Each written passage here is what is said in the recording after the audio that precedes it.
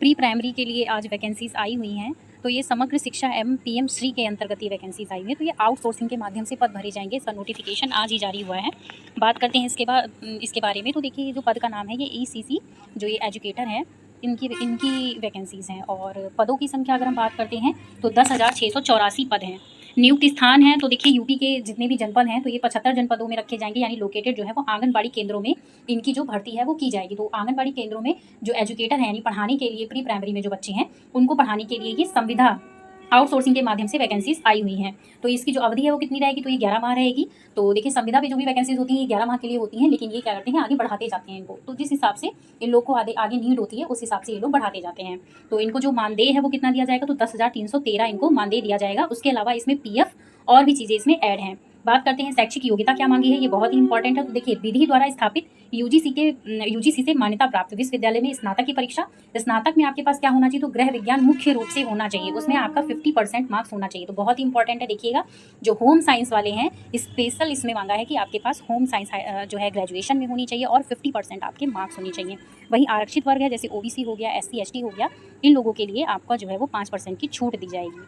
तो ये चीज़ें क्लियर हो गई आपकी। ग्रेजुएशन में आपके पास होम साइंस होनी चाहिए और 50% होना चाहिए। SC के लिए, ST के लिए और OBC के लिए आपका 5% जो है वो छूट होगा।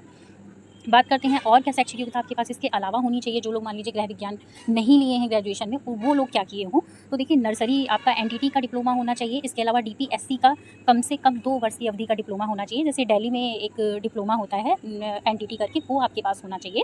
और या तो फिर क्या होना चाहिए, समकक्ष योग्यता, जो कि राष्ट्रीय अध्यापक शिक्षा परिषद से मान्य हो। यानी आपके पास जो है NTT का सर्टिफिकेट होना चाहिए, या आपका ये वाला DPSC का एक डिप्लोमा होता है वो होना चाहिए। आवेदनकर्ता जो है, इनकी अधिकतम आयु कितनी होनी चाहिए, तो 1 जुलाई 2024 को उन्होंने 40 वर्ष से अधिक ना किया, यानी 40 वर्ष आपकी मांगी है।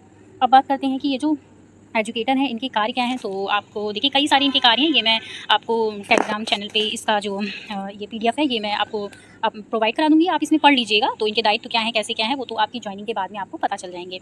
इसके अलावा देखिए, सामान्य निर्देश दिए हुए हैं। जनपद स्तर पर जिलाधिकारी की अध्यक्षता में निम्नबद्ध समिति है वो गठित की जाएगी। किस तरीके से जो है इसका जो है चयन होगा, तो देखिए, चयन प्रक्रिया एवं दक्षता प्रमाणीकरण ये दिया हुआ है। तो देखिए, जनपद स्तर पर कौन करेगा, वो जिलाधिकारी की अध्यक्षता में गठित समिति के सहयोग प्रदान करने हेतु, यानी ये जो समिति हैं इनके अध्यक्ष हैं, ये सारे लोगों की एक कमेटी बैठेगी जब आपका चयन होगा। तो इस माध्यम से आपका जो है वो चयन होगा। उक्त समिति द्वारा सर्वप्रथम राज्य परियोजना कार्यालय द्वारा उपलब्ध कराई गई जनपदवार संख्या संलग्न के अनुसार को लोकेटेड आंगनबाड़ी वाले परिषदीय प्राथमिक कंपोजिट विद्यालयों का चयन जनपद स्तर से निम्नांकित बिंदुओं के अनुसार किया जाए। तो ये सारी चीज़ें आप इसमें पढ़ लीजिएगा। मेन चीज़ें हैं, देखिए, जो योग्यता है किस हिसाब से होनी चाहिए, और आपका जो चयन है वो कौन सी कमेटी करेगी, किस हिसाब से होगा, कैसे होगा, वो सारी चीज़ें इसमें आपको दी गई हैं। और ये कार्यालय का जो भी पत्र दिया हुआ है सारी है। इसके अलावा देखिए, जनपद की भी जो जानकारियाँ हैं ये देखिए नीचे इसमें दिया हुआ है, मैं आपको दिखा देती हूँ यहाँ पे। ठीक है, ये देखिए, आप देख सकते हैं आगरा में कितने पोस्ट हैं। आगरा के अलावा आप जिस भी जनपद में रहते हैं या आपका जो भी डिस्ट्रिक्ट है, आप यहाँ पे इसको देख सकते हैं। यहाँ देखिए, गाजियाबाद में 36 हैं, गोंडा में है, गोरखपुर में है, हमीरपुर में है, जालौन, कानपुर। तो ये सारी डिस्ट्रिक्ट की आपको लिस्ट जो है वो प्रोवाइड करा दी जाएगी। आप देख लीजिएगा। कोई भी इन्फॉर्मेशन आपको चाहिए वो आप नीचे कमेंट कर दीजिएगा, मैं आपको इन्फॉर्मेशन दे दूँगी। बाकी वीडियो पसंद है और लाइक शेयर सब्सक्राइब करना मत भूलिएगा। धन्यवाद।